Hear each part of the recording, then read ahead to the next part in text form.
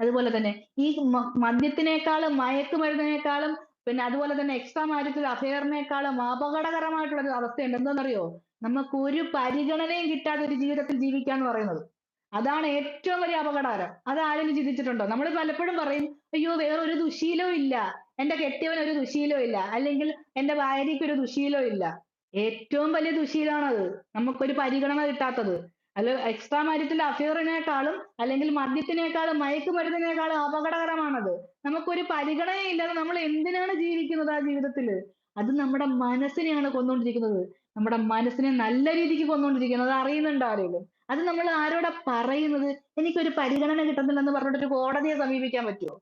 അതേസമയം extra marital അഫെയറിനും മദ്യപാനത്തിനും മയക്കുമരുന്നിനും ഇടയ്ക്ക് എല്ലാത്തിനും കൊണ്ട് നമുക്കൊരു പരിഹാരമുണ്ട്. ഒരു പരാതി കൊടുക്കാം. പക്ഷെ എനിക്കൊരു പരിഗണന കിട്ടുന്നില്ല. എന്നെ സ്നേഹിക്കുന്നില്ല. എനിക്കൊരു സ്ഥാനം തരുന്നില്ലാന്ന് എവിടെ ചെന്ന് പറയും? എവിടെ